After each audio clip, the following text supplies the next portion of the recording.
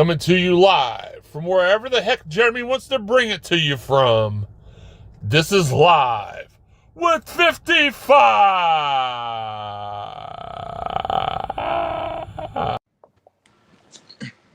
What is up, everybody? Welcome to another Sunday morning episode of Live with 55. I'm your host, co-host really, Jeremy Wahman.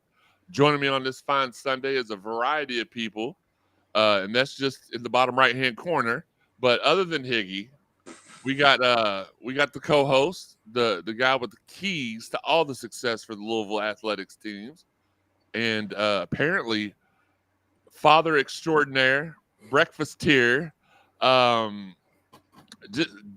Jack end of all trades. It's our guy Wes Keys. What's going on, y'all? Good to be back. And again, we're trying to bring in a couple of people, and we kind of got comfortable with this group right here. What's up?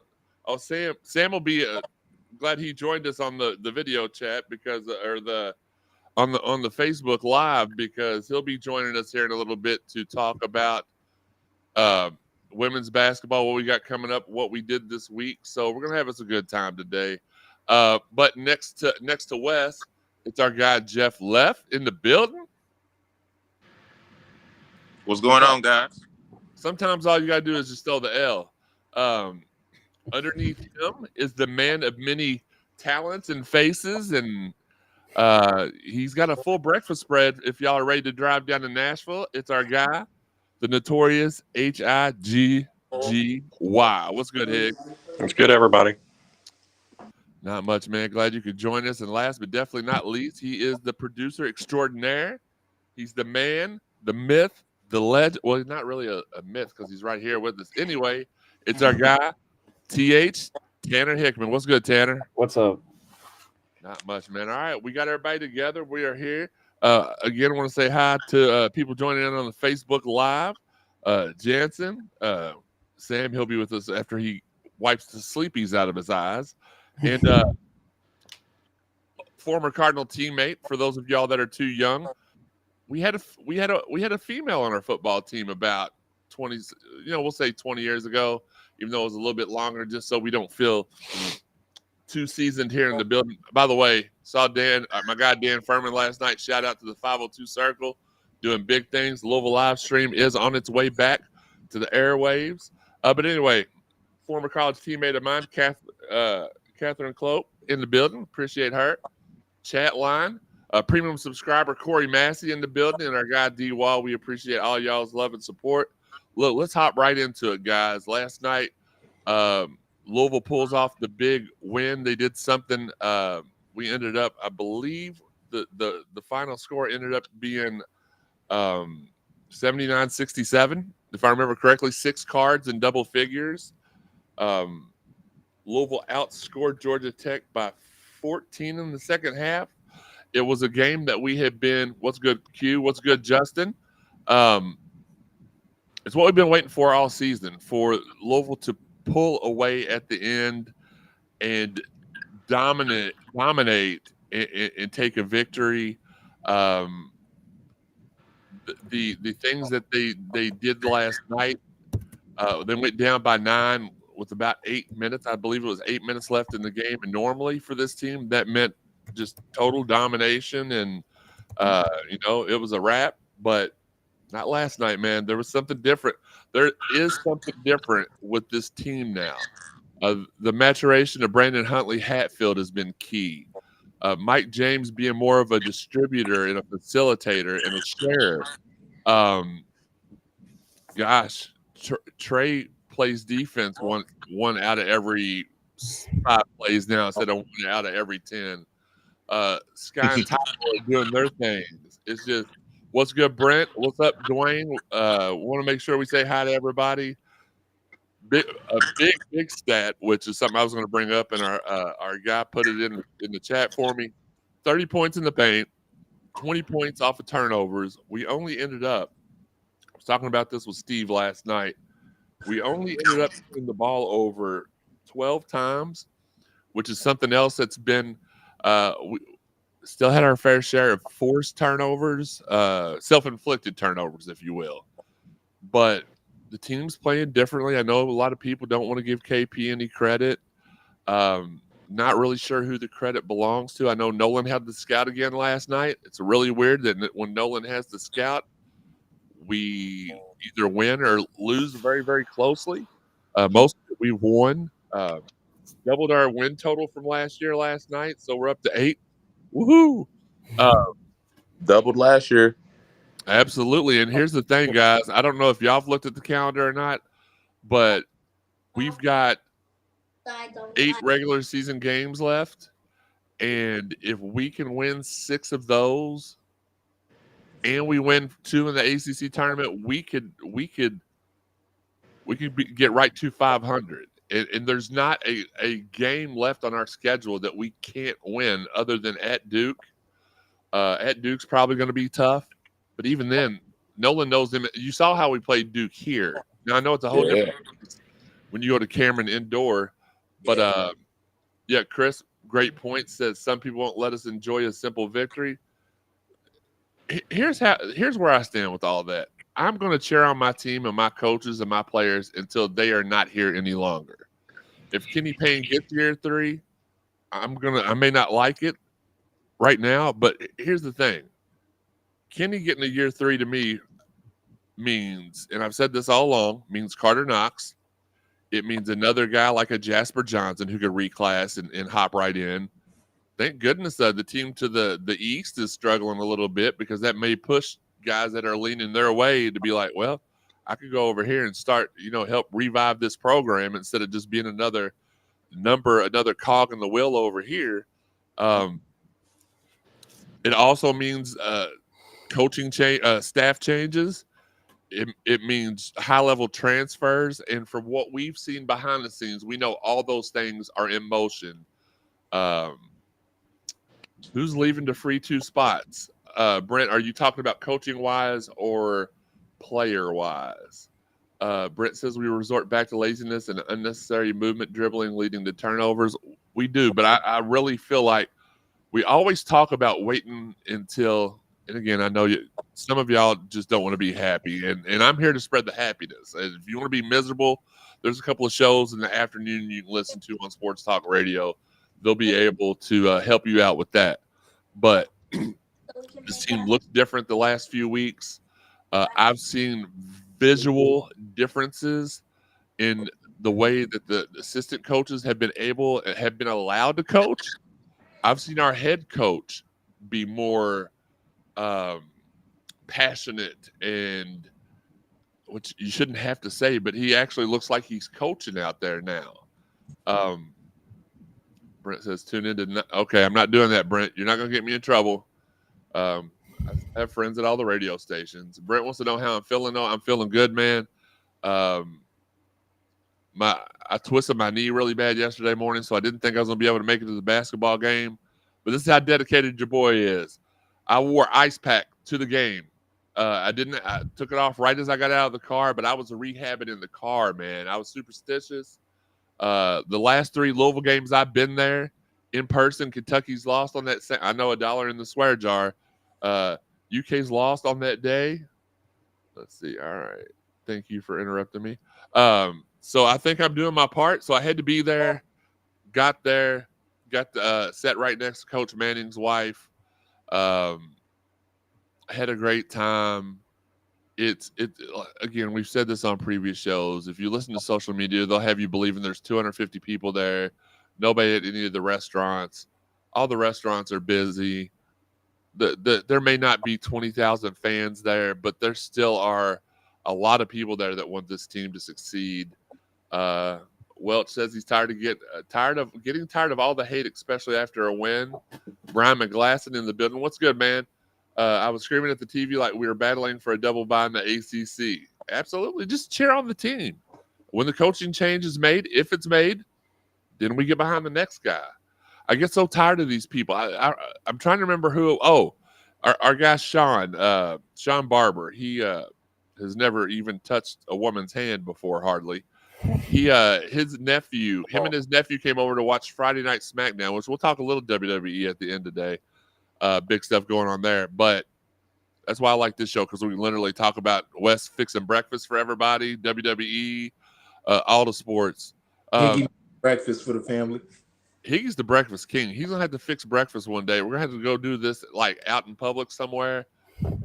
Get my Blackstone set up. I'll be set. Yeah, listen, or like rent out like a clubhouse somewhere, and we'll just do the show while Higgy's in the back. Like we'll have the camera on Higgy, but then we'll talk in front of him or anything. But anyway, Sean and his nephew came over to watch SmackDown Friday night, and I was like, Sean, do you and Mason want to come over, or do y'all want to go to the game tomorrow night? I got a couple extra tickets, which by the way, I ended up giving to our guy Smooth for his birthday. His birthday was yesterday, so happy birthday to him. Late shout out Smooth on his hater behind. I mean, on his behind. But he's like, but this generation of kids are like, what? He said, why would I go watch them? They suck. That's not how. Like that's the mind frame we're falling into. That's not the mind frame of fandom. You're supposed to support your team no matter how good or how bad they're doing. Yeah, Corey, should have been 3 in a row. Okay, we have got our first spam comment. We're going to go ahead and add that to the block list. Should have 3 in a row. The Q's call was bull crap. Yeah, well, let's talk about that for a second, and then I'm going to turn it over to because this is why we do the show, so everybody else going to have a chance to talk. I like to do my opening monologue, obviously, but the Q's call absolutely was blown. Had they let that go though, and they had here's my thing: had they not called a goaltend, Syracuse would have scored the follow-up basket, and it would have made no difference. No way.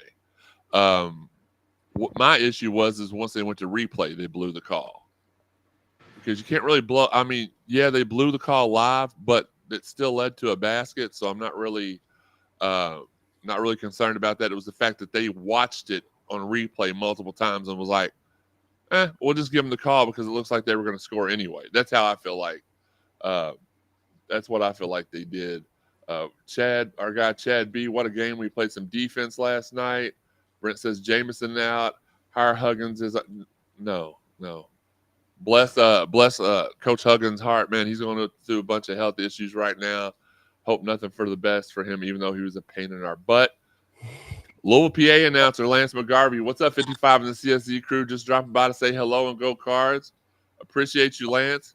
Always a good time. We hung out for a little bit after the game and talked, and just such a. Let's end it with that for my part, and then I'll let y'all talk. I know y'all are like, dang, shut up, Jeremy. But the vibe after the game, obviously, it's going to be different when you win versus when you lose. But man, the whole team come out, shook hands, sat down. Me and Mike James talked for about 20 minutes about how he was mad CM Punk didn't win the Royal Rumble. It was a good time. Oh, yeah, Mike James, huge wrestling fan. Everybody come out, took pictures with the kids, had a great time. Nolan came. Nolan don't normally come out after the games and sit with everybody. He knew I was there and his sister was there, so he come out and he talked to us for a little bit. It was just such a good vibe, a good feel. First thing Nolan said was, guess whose scout it was, which we already knew that, but I was like, yeah, man, it looks a lot different. It looked a lot different defensively, because here's what I'll say without getting anybody in trouble. You see in football, you've got head coaches that are offensive minded and head coaches that are defensive minded. Well, same can be said for basketball as well. We've got a coach that's offensive minded that don't really focus a lot on defense. Nolan's the defense. Nolan's the other way around. So if Kenny will allow Nolan to integrate in a little bit like he has been the last few games, this may be everybody's worst nightmare, because this may mean a year 3 of Kenny. Good. Higgy got out of here. Higgy, like, it's not that hard to pay extra $5 for the fiber, bro. I don't know what it is. Wes Brocky in the building. What's good, man? Me and Wes B had quite the misunderstanding last night. He asked me what I was doing. I was like, man, about to head to this. Teresa had to work late, so I was trying to find me a ride, but thankfully she got offered enough time. And Brocky was like, what are you doing, man? I was like, man, trying to get ready for this basketball game. He was like, oh, for real? Yeah. Me and Gracie are going. I was like, oh, sweet. Well, come pick me up. We'll ride together. I got your parking. Everything's fine. And then somehow about 30 minutes later, he's like, all right, well, I'm going to pick you up right before I go to OVW. And I'm like, bro, I'm not going to OVW. I'm going to the basketball game. So it was a fun time. Let's get caught back up. Logan Duval, what's up, my guy? Unpopular opinion, if things continue to go up, I'm all in for keeping Kenny. Shh, don't say that to where the people – here's what I don't get. You call – the people that call the KP Mafia act more like a mafia than the actual KP Mafia does. Would you agree? Yep. Hey, more of a Mr. mob. Pot calling the kettle black. I feel. Yeah. You already know what type of mob I'm getting at, but Cheers. Jeff Ramsey, nice win last night. So happy for Caleb showing out. Absolutely. Caleb was a beast last night. Was happy for that outcome. Brian McGlasson, wins and losses are one thing, but when we play with energy and effort, the fans will support a lot more, in my opinion. Oh, absolutely. And I feel like that's something. I love how Higgy just bounces. He don't say, hey, I got to go. nah, he wrote in the thing. He said yeah. Oh, well, I can't really look at all that while I'm doing it. Well, Yeah, he did it out. Absolutely. Chad Brocky says, when it comes to Louisville sports and OVW, Gracie will always pick OVW. Well, I don't think Gracie knew that she had an opportunity to go to the basketball game prior. I think they would have went with me if there was no wrestling. They'd already had their heart set on wrestling.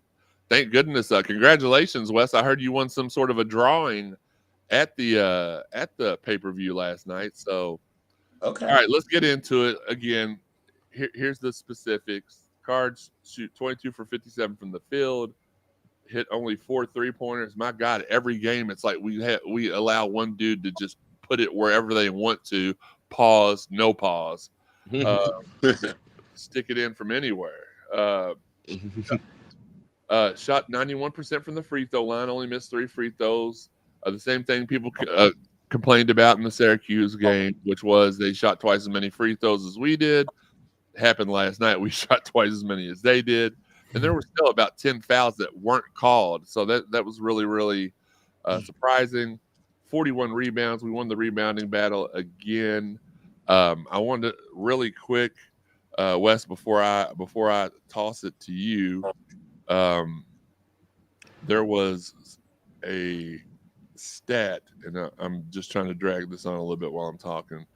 There was, by the way, shout out to College Football Report projecting a 8.5 win season for us next year in football. I hate that they're wrong, but You can say hi. Hello. Go. well, In your room. I'm not leaving. Yo. 3. Thank there you. we go. Love you. Goodbye. Kids Day yesterday. I wish so. The one thing they didn't do yesterday that they normally do is they normally like show like the video. Maybe they'll do that for Senior Day, but there wasn't a whole lot of. They normally do the little flashbacks to the with the kiddie pictures and everything. By the way, Miami Dolphins do better. Found out yesterday that they have terminated the contract of Sam Madison, a defensive backs coach, one of the greatest to ever do it. So, Miami, I will not be even if I see you down by 3 at any point for the rest of my lifetime. I will hope that turns into a 30-point deficit really quickly. All right, we finally got it. See, that's what you call in the game a stall, Wes. Make sure you know how to do that in the future. Caleb Glenn is the first Louisville player with 9 or more offensive rebounds in a game since Gorgie and Shane did it in an 80-54 win versus Samford 2012. So they both did it in the same game. That's amazing. Louisville ended the game on a 28-7 run over the last 8 minutes of the game. This was Caleb's first double-double. And as always, Tyler was the first Louisville player to reach double digits. Again, we had 6 Cardinal players in double digits, and I will read those off for you. We had Caleb with 15, BHH with 12, Mike and Scott with 11, Trey with 14, and Tyler with 12. BHH almost had him another double-double. He had 9 rebounds. Trey White had 6. So, Wes, time for Jeremy to finally shut up and let you talk for a second. It's not What funny. was your takeaway from last night? And what, two-part question, your takeaway from last night, and what do you think can be salvaged Yeah. the rest of the way? Go before you do a quick plan. Bye. Thank you. Not right now. Here, go that way. Say it again. Good. Two-part question. What was your takeaway from last night? And what can be salvaged the rest of the way? Honestly, just the continued development and growth of the team. This team hasn't given up like we've stated before, because last year it just wasn't there. These guys would have, especially the way that dude was hitting threes last night, hitting them from 30 feet with ease. Our team would have hung their head last year and walked off the court and just been like, I give up. This team continues to fight. Guys continue to develop. And with the right pieces added and the right changes made, like say we add a rim protector and go zone next year to change defense up instead of trying to play the press. If we do something like that, that could help a lot. And Nolan having the scout is very important. KP listening to him is slowly starting to change things. It's very important. And it keeps showing itself game by game. Like they said, we should have had 3 in a row. We should have had 3 in a row. Yeah. Well, when we talked about the schedule the rest of the way a couple of weeks ago, we pretty much hit it right on the head. Except for the Syracuse game, we thought we'd get the Syracuse game and these other ones to finish off the season. We do have, in no particular order. Well, actually, it is a particular order. This week we traveled to Boston College and Pitt. Both of those very winnable games. Mm-hmm. We come home for one. We host Notre Dame. That's a very winnable game. Then we head to Cameron. Never say that. I don't know. This team has turned me from. If you'd have asked me a month ago, there's no way this team can beat Duke. Now it wouldn't really surprise me. And then we finish off the season in the month of March on the 2nd, 5th, and 9th here at home, which is the first time in a long time I remember us having 3 home games in the regular season. We host Syracuse, chance for revenge there. We host Virginia Tech, another chance because we had them beat. And then Boston College will be senior day. First time that I can remember in a decade that we didn't finish with Virginia since before we were. Thank God. So I feel like they kill our season the end of our season every year. Every year. And I want to say really quickly, we want to give a shout out to our friends at Mossy Oak Properties and Hart Realty. They are sponsoring the text line. We appreciate our guy Paul out there taking care of us and allowing us to do more shows like this. Again, we do want to apologize from the Cardinals from our other show. It feels like WWE with Raw and SmackDown. We've got CSZ Podcast Live 55. We're waiting on some red tape to get guest number 200 to get on the show. I'm going to say this though: if we can't get something worked out next Sunday, we will return to you with the CSZ Podcast and Dalton, Wes, Higgy, Joey, Sean, the whole normal crew for that. And we're still going to do these shows. Again, we wanted to do the Live with 55s to keep momentum going, to give Wes and Jeff and Tanner and even Higgy a spotlight, even though I don't shut up too much. But I mean, if y'all know me, y'all knew that before y'all agreed to do this. I think you do a pretty good job, 55. I appreciate that, man. I really do. And shout out to missed seeing Sky's dad last night. He was chilling on the beaches in Malibu because he played in the NFL. So they're doing a bunch of NFL played for the Vikings. Yeah. They're doing a bunch of NFL stuff out in Vegas and California, out on the West Coast for the Super Bowl today. Which, by the way, we're going to have the world's biggest San Francisco 49ers fan, Sam Baisden, joining us here in just a few minutes. But yeah, JB, what's good? Jeff Ramsey, great crowd for those there. It came through on the TV. That's awesome. Wes said, "Oh, thanks. Yeah, no doubt, man. I'm gonna need you to hook me up with. I don't know what you won. I just heard that you had won a prize. I wasn't paying attention. Then I was paying attention." Chad Brocky says about betting the over on football wins. Absolutely. And yes, I do know that Wes is a Dolphins fan, and that's his fault. I to be a Dolphins fan. And look, one of the biggest critics, easy for me to say, on Twitter, it's our guy Joe here. He's been very, very gracious in the DMs, very level-headed as of late. Where he didn't, his Twitter name is like Joe Mamba 22. He gets into it with everybody. Been very, very classy and gracious in the DMs. I appreciate that. He says, "Great game. Disappointed in the negative comments I heard on 790 last night from the host." Okay, y'all know I can't get into the whole East Coast West Coast. I don't want to end up like Tupac and Biggie over here with any of the other hosts. So we're not going to mention any of the other people. Got some friends out there, got some enemies out there. So let's just not do that. As always, appreciate y'all's hard work and input. Absolutely. Chad Brocky, back to him. Caleb does remind me a lot of Shane Buchanan. They both go after every rebound. Great comparison, man. Corey Massey, premium subscriber Corey Massey, says, "Hearing the crowd getting loud and the defense chants were awesome. You can see the players picked up on that. That was the first time in a long time I've heard that, the defense chants, and it was awesome." Joe follows up with exactly Wes. Our guys never gave up, stayed locked in, got to close out better on defense.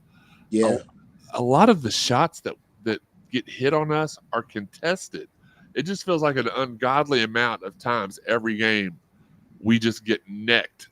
Like they just neck us every time, and it's like we're playing decent defense. Now, obviously, there's the half of the time where we just move out of the way and let them score, but the other half of the time, the shots, they're just again putting it in whenever and wherever they want to. Pause, not pause. I knew you were about to say it. So it is what it is. Brian says last year every 7-point deficit turned into a 17-point loss. This team never stops playing, which was my point earlier. With about 8 minutes left, we were at a 9-point deficit, and I turned to my wife and I was like, "If we don't get something going now, it's going to get ugly." Shout out to Teresa, by the way, for walking in my door at 6 o'clock and us still being in the seats at 6:49. Shout out to her. She's the real MVP. Welch says, "Go Ravens." Who are they playing today? Oh, okay. Brian McGlasson says, "Also, we are only 2 games out of playing on the first day." Absolutely. Only 2 games out. That's a big deal for me because of the way the season has gone. And last but not least, right now, anyway, Wes Brocky says, "I like who Kenny has had on the floor. The 5 that have strived are Brandon, Mike, Curtis, Trey, Tyler. They play so well together and play hard." I do not disagree with that. Jeff, let's go to you really quick. I know you've been waiting your turn, and I appreciate it, man. All good. A lot of negativity going on social media. If you are what is your advice for the people out there that just want to? Because obviously there are people out there that enjoy going to the games, and because the crowd last night was like the FSU crowd, which was like the NC State crowd, which was like all the crowds that we've seen here recently. What is your advice to the people that they don't want to hear a lot of the negativity? They just want to support their basketball team. If Kenny is back, he's back. If he's not, hopefully where there's a will, there's a Wade, as we have trademarked on Twitter. What's your advice to those people? I would probably say, I mean, it's just really about what you pay attention to and what you let get under your skin.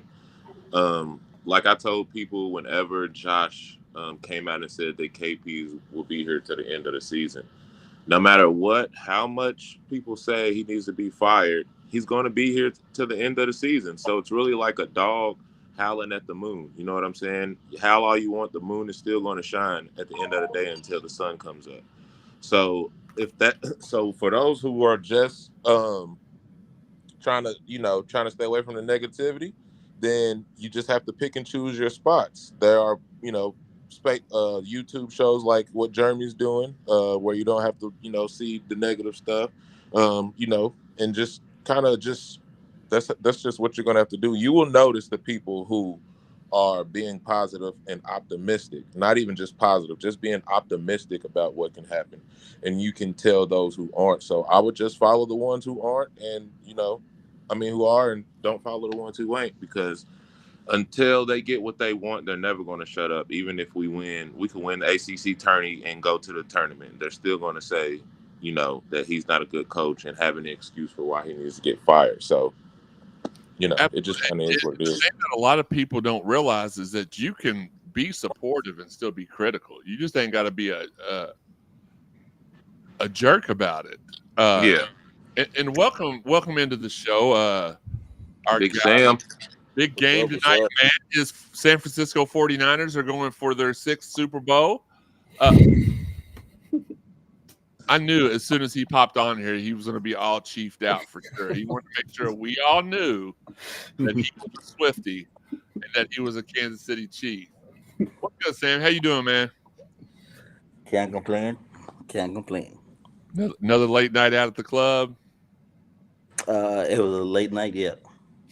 Yeah, because you definitely popped on here looking real sleepy. You over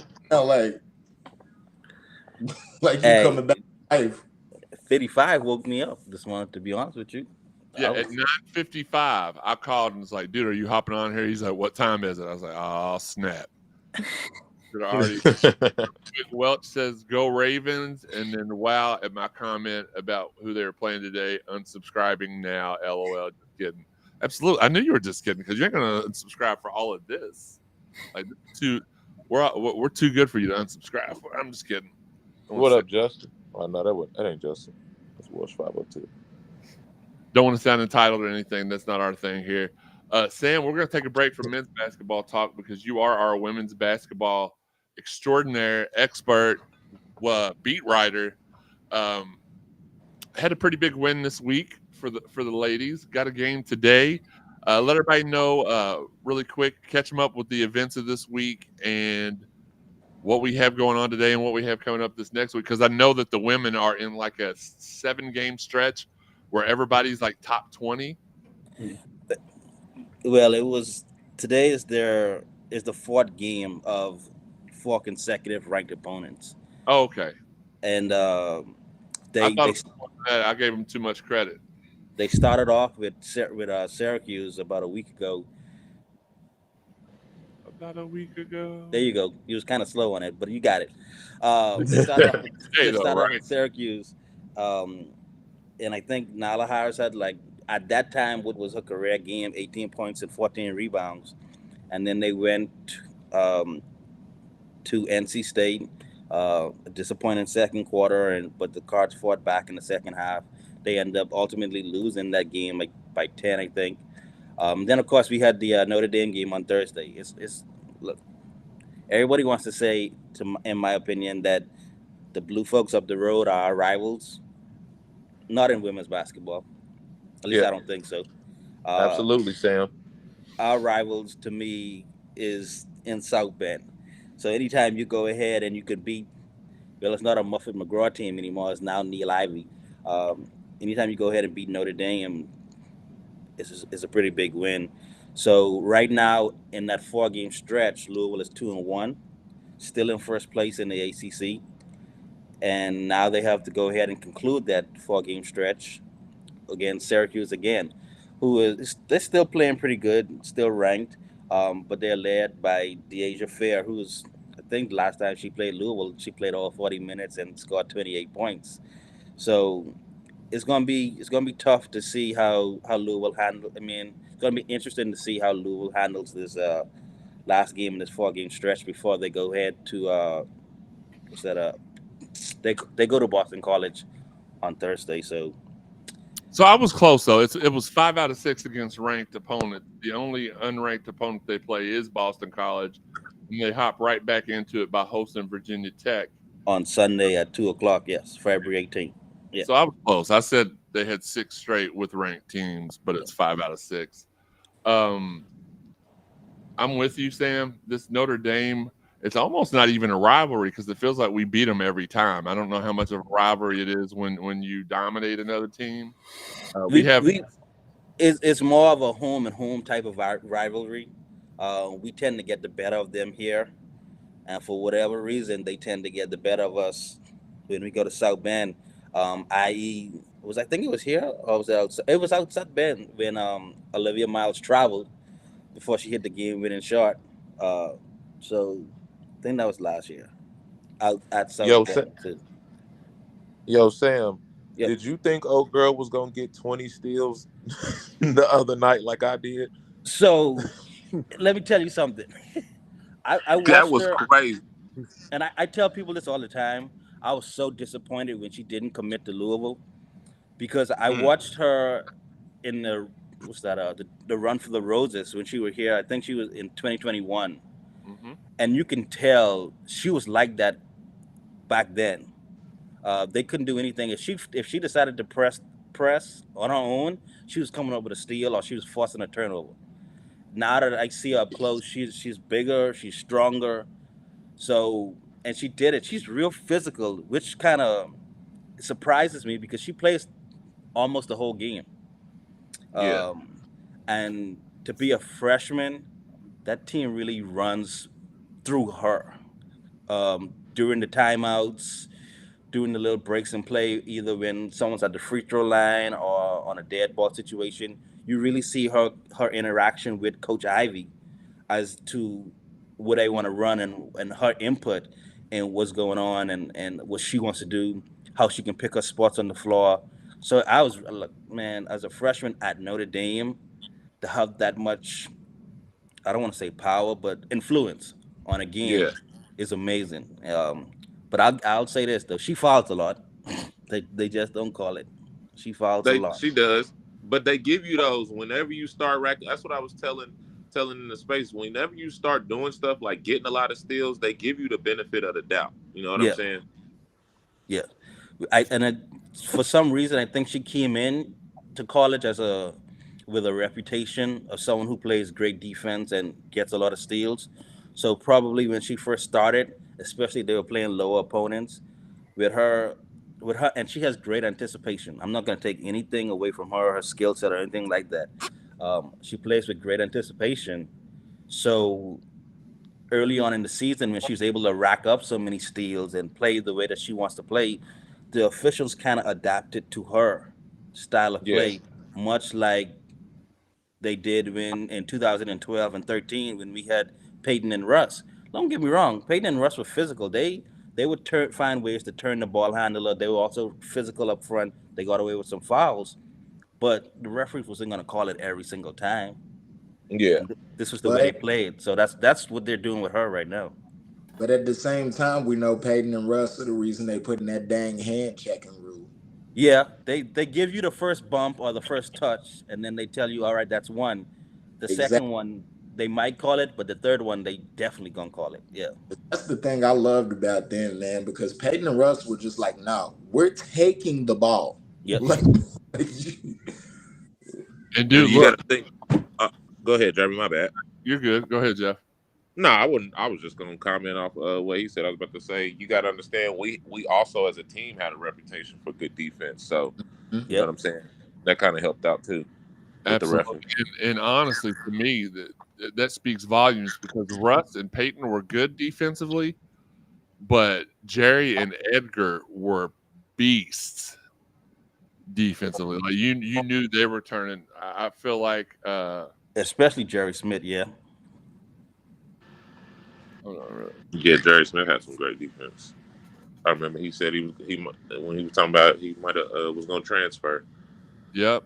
Russ almost transferred. We had it was a meeting in New York City that involved Rick Pitino, Steve Masiello, Troy Escalade Jackson, and Russ Smith. That there was a dinner, and they all convinced Russ to stay. Had they not, he was 1,000% heading to Manhattan, and they talked him out of it. Wes Brocky says he loved the sign the kid had at the women's game against Notre Dame. Sam, correct me if I'm wrong, but the Run for the Roses thing, that was held at the same time as the EYBL, correct? Yes. Because we ran into each other there, right? Yeah. Pretty sure. Okay. They're usually a week off or a few days off, but I want to say last year it kind of coincided with each other. Yeah, because I remember walking around and I walked over there because some of the games. Well, this was I think 2 seasons ago, or maybe it was last season. It all kind of just goes together. And who did we lose? Jeff. All right, They'll probably be right. so far we lose our guest host. That's how it is. But yeah, we had here you go. Here he comes. There. Yeah. And listen, I'm not touching this tweet with the 10-foot pole, but happy birthday to Tyler Johnson, Kenny Payne. Oh, Out, happy birthday, Ty. Hope you have a great day. I'm sure the first 5 tweets say "Die Kenny, please be fired" or something along those lines. So I'm not going to touch that with the 10-foot pole. Oh, let me make a correction. Louisville's kind of in second place right now. Virginia Tech, who they play Thursday, is in first place with a 10-2 record. Louisville is 9-2, and Syracuse is 9-3. So, with a win today, Louisville would tie for first place, and be 2 games up on Syracuse. Gotcha. All right, catching up on social media, seeing what we got going there before we.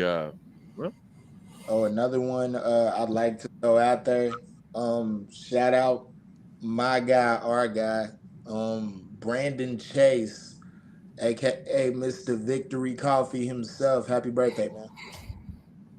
Absolutely. A shout out also to the little brother Joe Wyman joining us here on the Facebook. Joe. Charlie Fant, my guy from high school, Montez Phoenix, in the building, all watching. We appreciate y'all's love and support.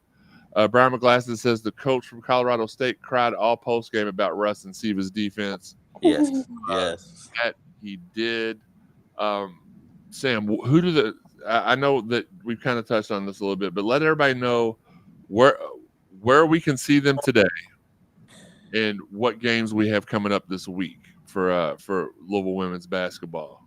So we have, of course, today we play Boston College in Chestnut Hill, I think it's called. Yeah, who cares? Yeah. On the ACC network. And then on Thursday, we play Boston College Thursday, but we have Syracuse today. I'm sorry. Okay. On the ACC network. I'm jumping ahead because It's okay, man. It's a big day today for you. 49ers Super Bowl. Taylor Swift supporter. I mean, it's a big day, so we forgive you. That, and I'm jumping to the Virginia Tech game next Thursday. Just shake it off, Sam. That's gonna, for me, I think that determines, of course, if Louisville handles their business, that determines probably a regular season championship or a share of the regular season championship.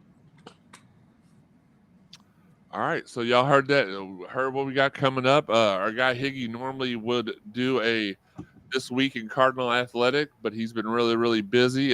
Shout out to his in-laws. Know they were going that his mother-in-law was going through some health stuff. Hopefully she's getting better really soon. And yeah, just overall a great softball started, I think, yesterday or the day before. Baseball is doing weekend scrimmages. Can't wait to get back out to those. Those are really fun to go to. They were more fun when they were free, but we'll talk about that a different episode of Live with 55.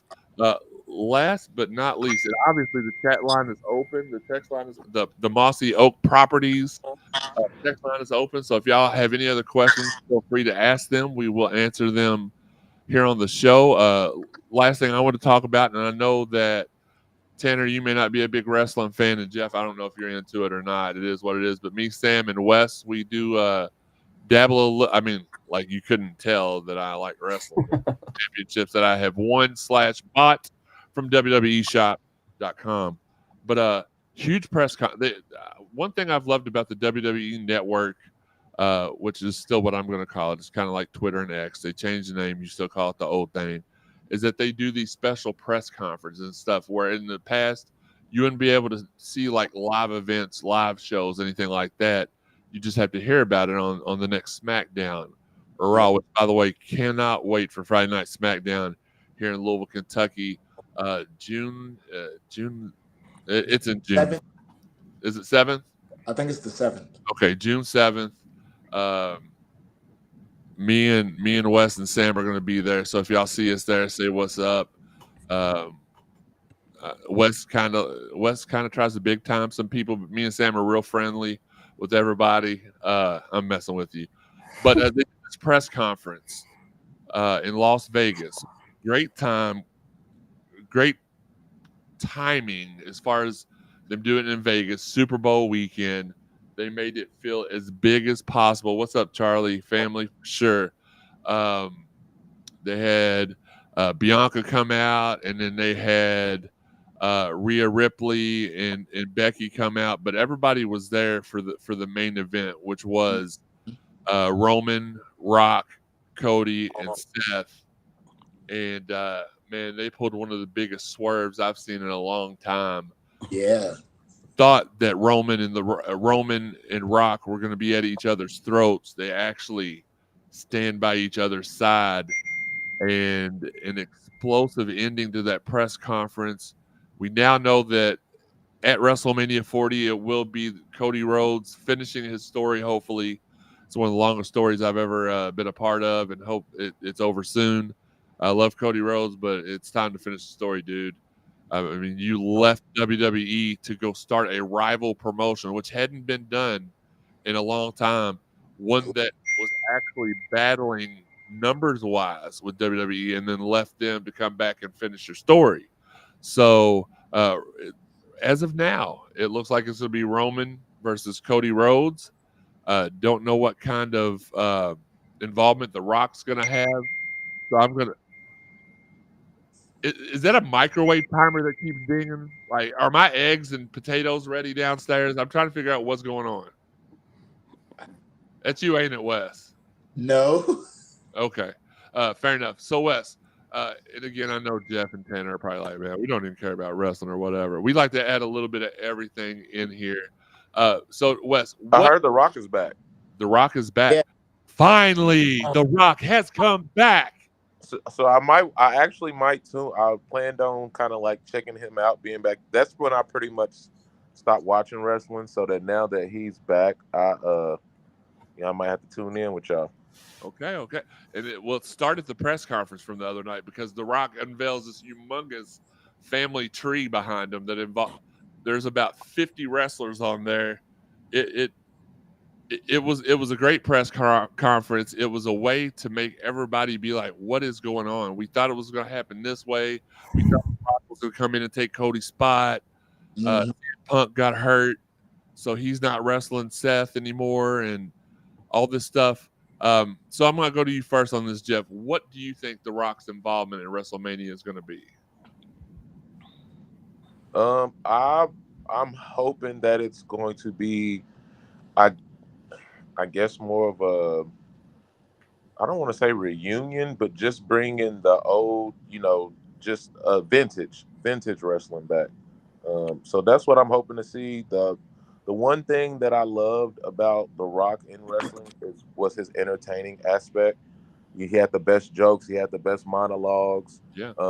You know what I'm saying? His moves and everything. He was one of the superstars. So I want to see that, and I want to see him them act out the storyline of whatever the situation is. Absolutely, Wes. Where do you think he ends up? Do you think he's going to end up?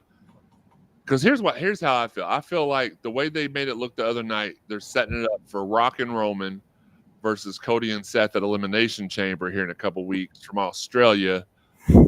Do they do something? I'm really hoping for a long-term Rock storyline here, and not just because it kind of feels like they're setting up for this tag team match in Australia, and that Roman turns on Rock in Australia, and then it's Cody and Roman night one. Roman and Rock night one, Cody and Roman night two, which would give all the Roman fans a reason to be like, well, yeah, he lost his title after 1,400 days, but he did have to fight The Rock the night before, so we'll give him a little bit of grace for that. But do you think that Rock's gonna? insert himself into the match and make it a triple threat? Do you think he's going to be a special guest referee? Do you have another option? What do you think is going to happen with The Rock and his involvement at WrestleMania 40? Talked about, because we both agreed on the possibility of that triple threat match, and that's the vibe I got from the press conference, is that it will be a triple threat. But there's no telling, because like The Rock said on Pat McAfee, where he was basically like, shut your mouth, know your role, and like, let me take you on this journey. It's gonna be a long storyline. I think The Rock is heavily involved, like especially with being on the board now. I think he's gonna be around more. I also think he's gonna bridge the pathway and take Roman far over the top and basically put Roman not on the same level as him, but kind of bridge that gap.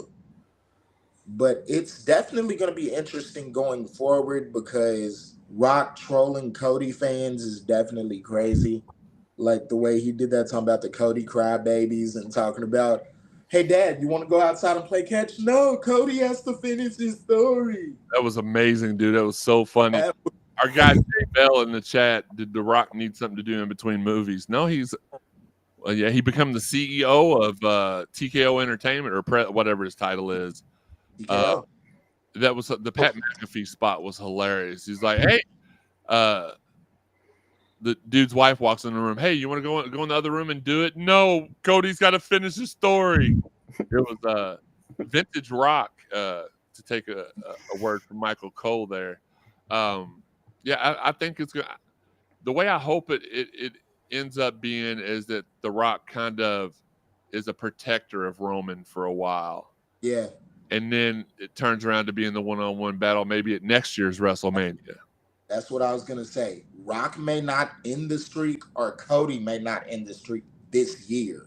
But I could see it turning into next year. Rock is the one who ends it, who takes the title from Roman. So it's been quite evident for a while that they have wanted Roman to beat Hogan's streak.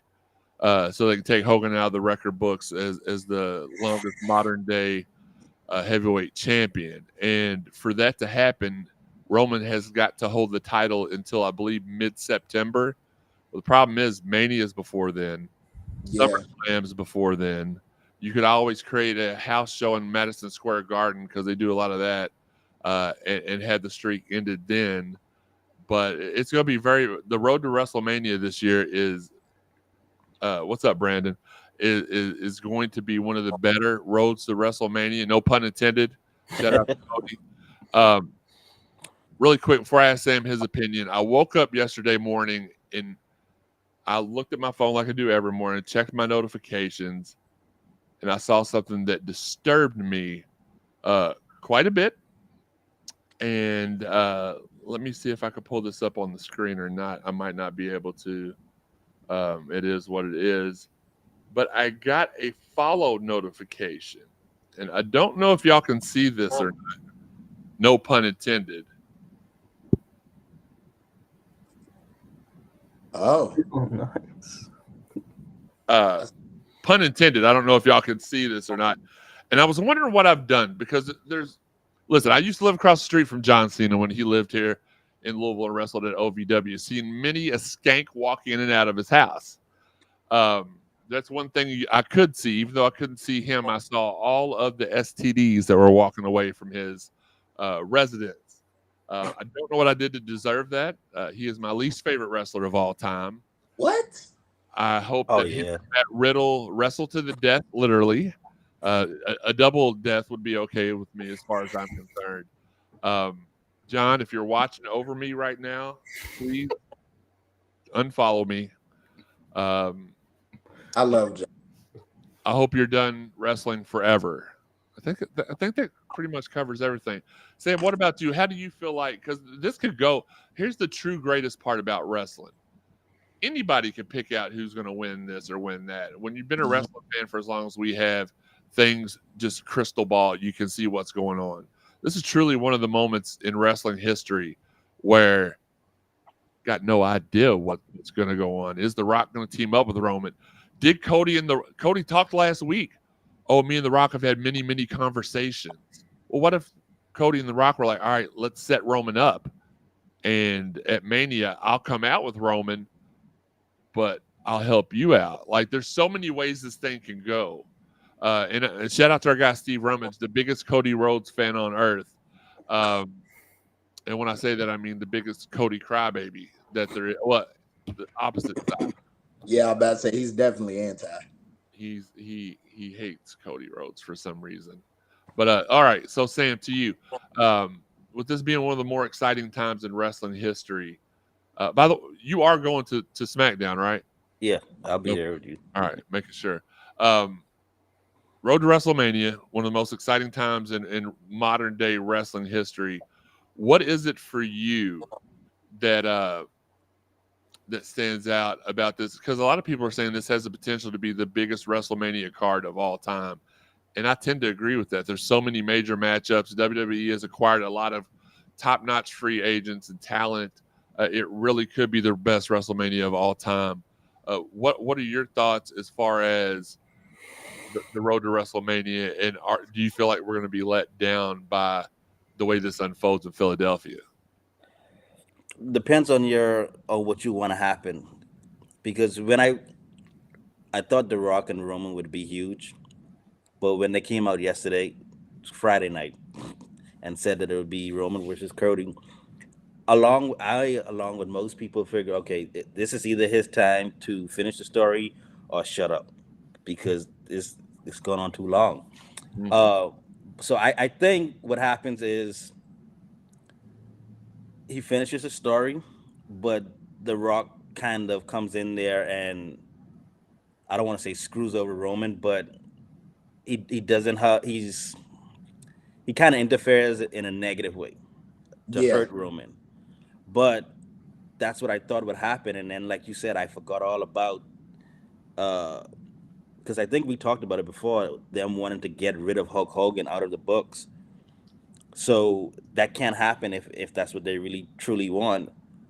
But if they don't allow that to happen, then that means they have to kill the Cody Rhodes story, because there's no way you continue that unless they move him over and he somehow comes back to fight someone not Roman in later years to finish the story.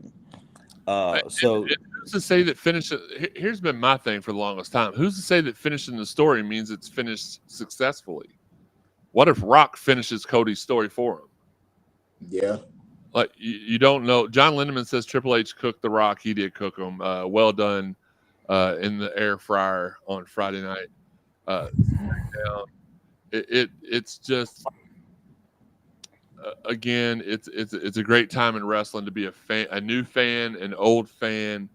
The WrestleMania season's always a great time, and like saying, no matter who you're cheering for, it could be. You could be happy at Mania. You may not be happy at Mania. And for somebody who's used to being let down on Super Bowl Sunday, he knows best. I'm just kidding, Sam. I'm joking. Listen, good luck. I'll just have to be honest with you, man. I'm cheering for San Francisco today. It's got nothing to do with you. It's got everything to do with that job turkey. Yes, absolutely. We'll leave it at that. And as far as you said about them trying to erase Hogan, so here's another thing that's kind of went in Hogan's favor the last couple of weeks. Vince pooping on girls and Brock peeing on them. They may have more important things to erase. They've already replaced Brock Lesnar in the opening video. They replaced him with LA Knight this week. So they are, even though there's not been anything that I've seen other than unfaithfulness, which is not a good thing. But there's been way worse in wrestling that they've not erased somebody over. Heck, Benoit killed his entire family, and they did a tribute show the next night before they knew he was the one. Yeah. But you got to also think too, like when those things happen, the internet wasn't what it is now, and people aren't so. I don't come for me like this, but people aren't so sensitive. No, you're absolutely correct. Way too sensitive. People try to cancel people for everything. Yeah. Let's have this up in a nice little bow. Again, WrestleMania 40 coming up first week in April. We have on the men's side of college basketball. Let's get back to the schedule so we can go ahead and we can talk about this really, really quick, and then we'll hop off here. We appreciate y'all taking y'all Sunday morning to hang out with us for a few minutes. Well, for an hour, exactly an hour as of right now. Yep. Louisville has this week 2 games, both away. We travel to the infamous Chestnut or D's Nuts Hill, whatever you want to call it, to face Boston College at 9 o'clock. Man, we got to stop with these 9 and 8 o'clock games, man. 9 o'clock on the 13th. Is that Tuesday? Yeah. Yes, sir. 9 o'clock on Tuesday, and then next Saturday, 6:30 p.m., ACC Network. We go to Pitt. We have had a lot of success at Pitt in prior years, except for the Kenny Payne and Chris Mack eras. Hopefully we can return to that with the newfound energy. Sam, we'll ask you about this because we talked about this before while you were still trying to wipe the sleepies out of your eyes or whatever you want to call them. This team looks like a different team coming down the stretch. There's more effort. Kenny's allowing the assistant coaches to actually, assistant coach. Nolan's been on the scout for 3 out of the last 4 games. What for you? Because you are one of the people on the show, on the CSE podcast, which we're going to bring you episode 200 one way or the other.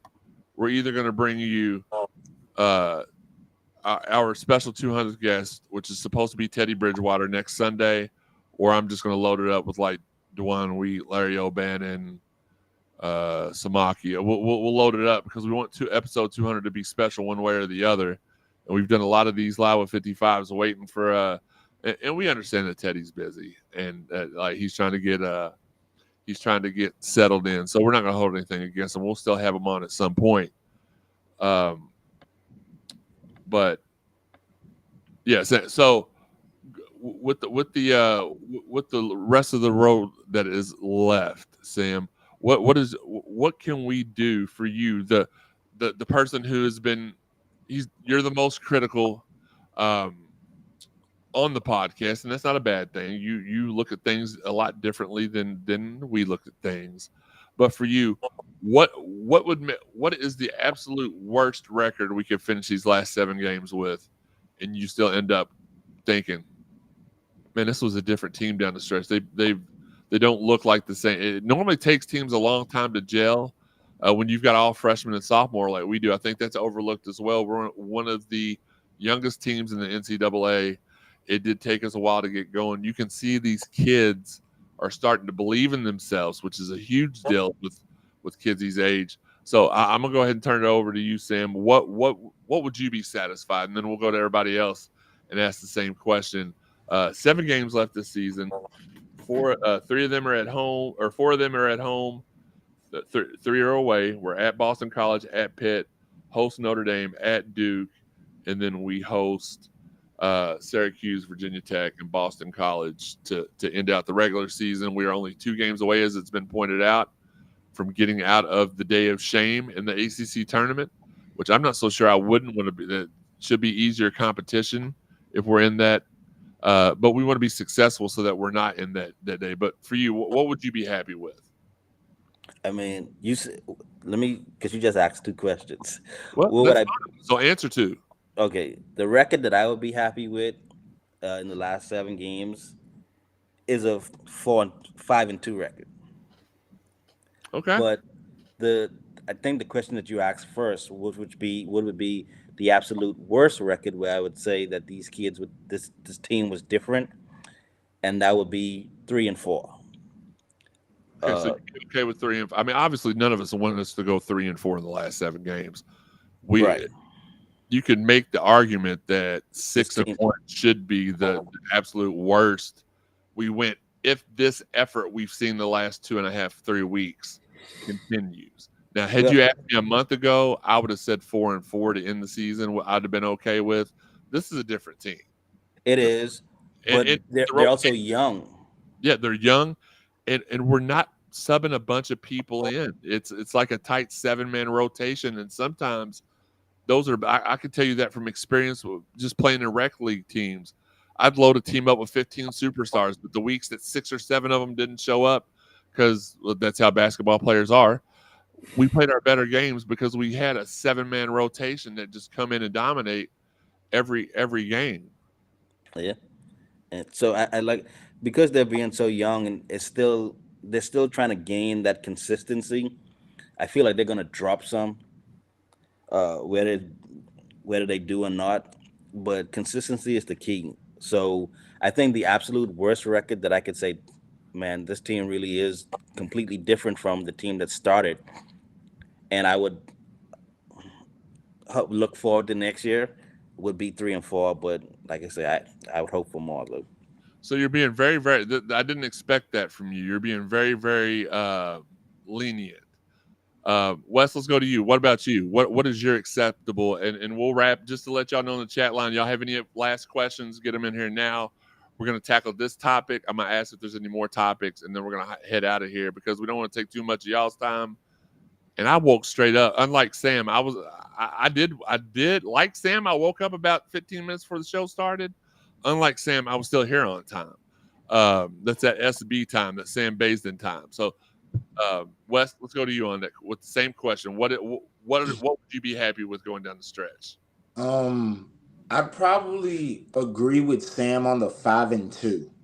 5-2 would be very impressive coming down the stretch. Even though we still won't be 500, it'd be very important to finish like that. Worst case scenario, I'd probably say the reverse of that, like a 2-5 finish. But you would still be. That was a question. You would still have spark of hope and Yeah. 2-5 actually.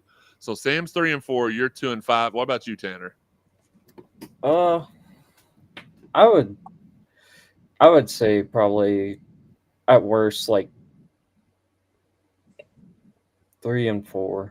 Okay. I think there's a lot of like winnable games left, and there's a couple games that like Syracuse and Virginia Tech are gonna be revenge factor games in my eyes, and we played those teams close already at their place, so they have to come here. So I feel like you could honestly, let me see the schedule. You could honestly end the season on a 3-game winning streak. It's not crazy to say or out of the realm of possibility. So Syracuse, Virginia Tech, Boston College, right? Yeah. Yep. So yeah.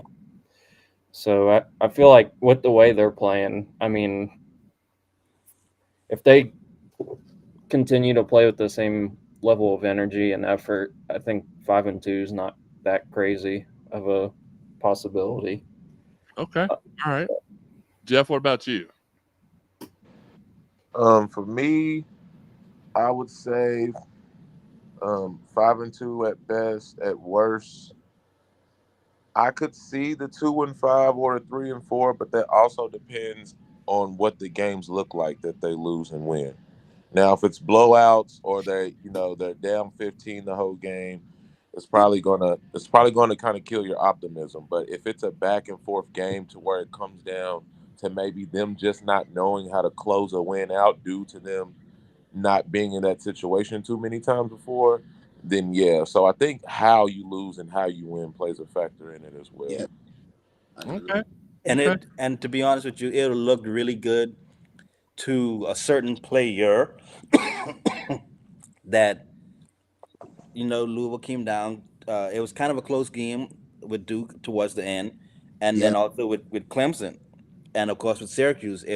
They were kind of missing that one legitimate star, that one big player, shot maker, to put them over the hump in certain games, because they would get right there, but they don't have that alpha to take them over.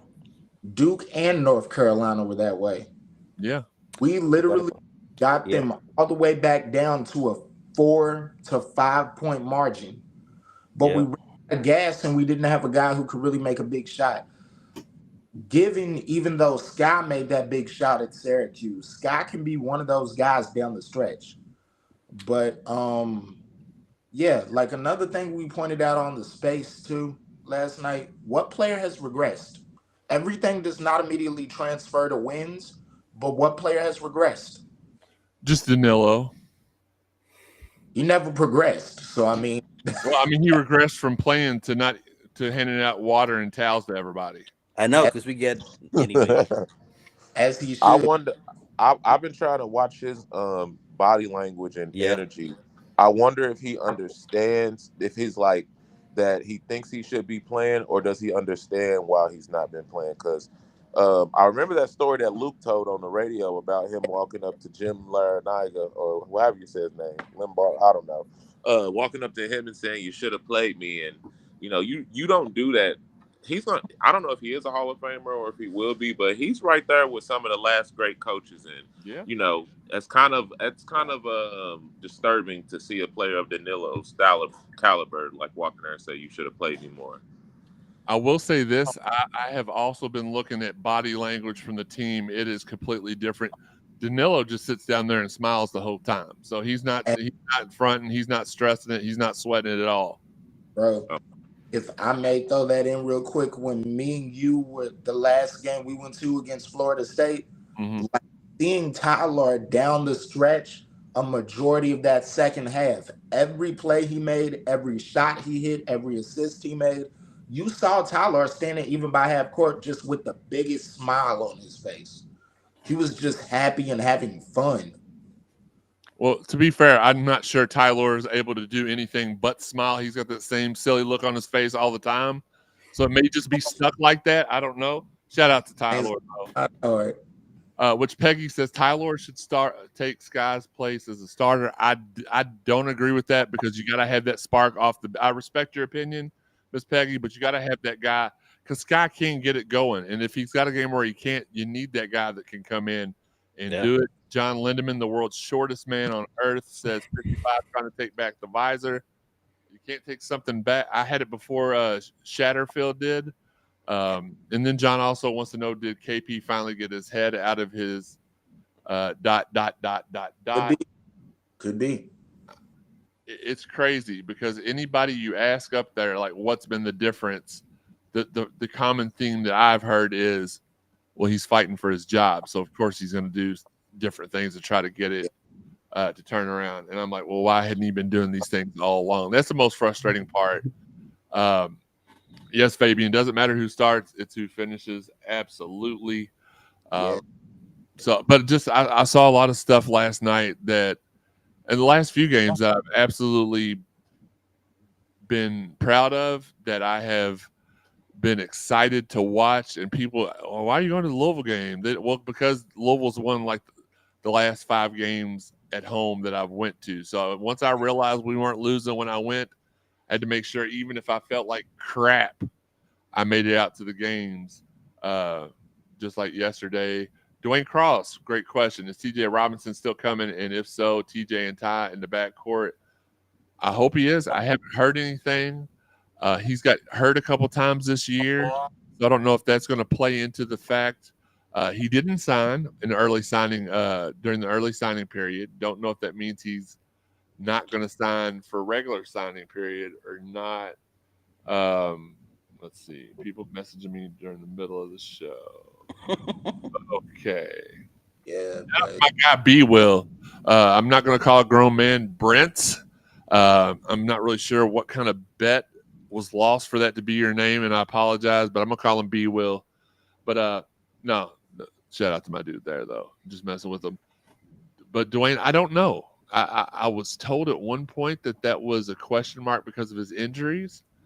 But we'll have to see on signing day. I don't know when signing day is. Maybe that's something that either Sam or Tanner can look up real quick. But I would anticipate if he does sign that it would be at regular signing day. So, Wes, let's go ahead and wrap this up, man. Any final topics or comments from you?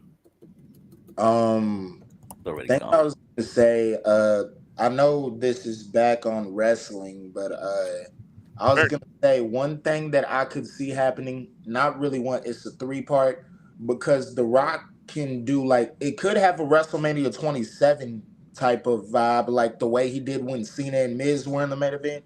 Sure. And he affected that. He could affect it for Cody or Roman. Or like you said, it could be a toss-up. He tries to help Roman and it backfires and Cody wins. But yeah.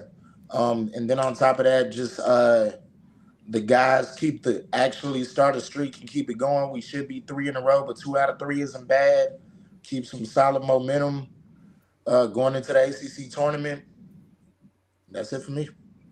National Signing Day is in April. I always get it, for basketball. I always get it, and I know that football's National Signing Day is always the first week in February, not their early signing period. But Sam, what about you? Anything or what? Wes, you have something else? I was gonna say, speaking of which, quick throw in, like we already know, April 19th, spring game. Spring game, April 19th. We will all be there. Gonna have a good time. People have been hungry for some good positive. Like we can't lose that game, so everybody's gonna go to the and have a good time. Most people are gonna be inebriated and still have a good time. So at the end of the day, we just want everybody to have fun. Sam, what about you? Wrapping it up for today. I just want to see a good Cards victory over Syracuse today, and of course, you know who I'm pulling for later on in the Super Bowl. But The Niners. I just love to see. Oh, shout out to the players that showed up last night too. I will call zero names, but Card Nation, just get out there. We have what 4 home games left. I think we have the last 3 at home. So these play, and I said it before, these players play off and they feed off of every emotion that y'all send to them in the Yum Center. So show up, get the place rocking, cheer on these guys, and I guarantee you they won't disappoint you at all. Jeff? Well, number one, I was gonna say, let's go women's basketball in about 26 minutes. Big game coming up. I really think they have another shot at the Elite Eight. And I think they have the size on the wings in the backcourt and in the front court to be able to get to a Final Four this year if the matchups are right, and especially if they can finally go on a hot shooting streak. I don't think they've shot to their capable abilities this year at all. Nope. And then as far as the men's, I would say fans who are have a little bit of optimism. Just notice how the past two games they've adjusted to in-game situations as far as Syracuse going zone, and that didn't bother us a lot. It didn't stop us from scoring. And then yesterday, the way Georgia Tech was kind of sagging off and forcing us to shoot, and instead of us jacking up a bunch of threes, we were still able to get some paint touches and then eventually knock some down at the end. And then just pay attention to how much louder they're communicating with each other on defense. And that's the signs of a team progressing, because they understand where they need to be and when they need to be there. Absolutely. Last but definitely not least, Tanner?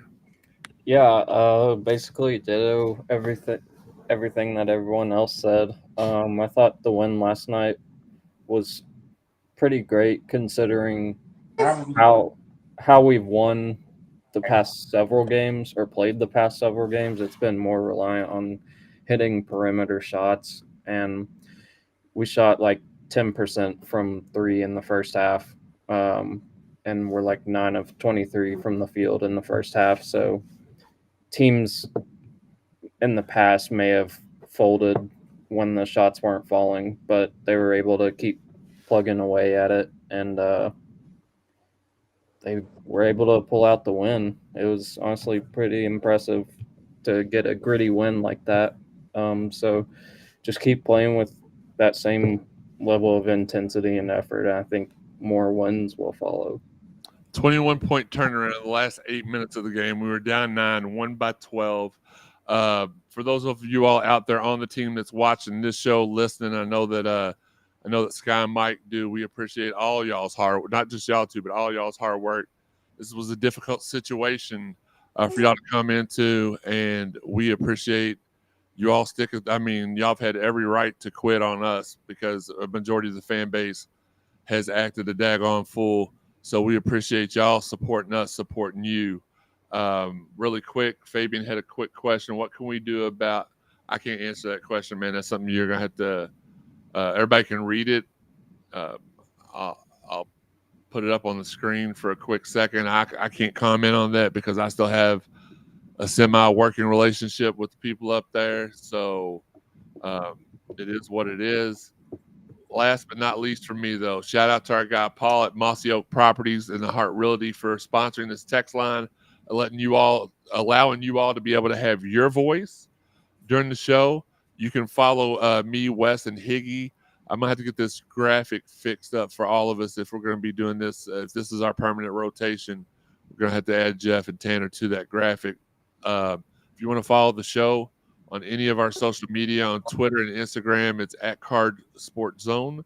Facebook, it's Cardinal Sports Zone. And YouTube, it's Cardinal Sports Zone 55. Subscribe to us on YouTube. On Facebook, you'll be notified if we go live at 1 a.m., 1 p.m. If we disconnect our live here in 5 seconds and reconnect in 10, you'll be notified immediately. You'll be able to get the notification that we're going live, and we're going to do more of these. Excuse me, impromptu. Once we get the CSE podcast back rolling and the Louisville live streams back rolling, which they're on their way back. 502 Circle, Ravon Sports app. Shout out to Brittany and to Dan for hiring me to do that job forward as we get into the meat of things, getting the softball players on, the baseball players on, the football players back on, some of the basketball players on after the season. Speaking of basketball players, man, I was this close to getting Nolan Smith and Mike James on the show with us today, and it was vetoed at the last second. So we will have them on soon. We appreciate all y'all's love and support. For Wes, for the 49ers, for Tanner, for Jeff. I meant Sam. My bad. I don't know why I said 49ers. Look, love y'all. Appreciate y'all's support. Until next time, this has been Live with 55, which is a part of the Cardinal Sports Zone Podcast Network. Hit that music, Sean. Sean's not here, but I like saying that. We throw the mails and you take them home. When they ring the bells, you know that it's home. The bar is set, we setting the tone. If we set it, then set it in stone. Now sit in the seat and set up your phone. You in the Cardinal Sports Zone.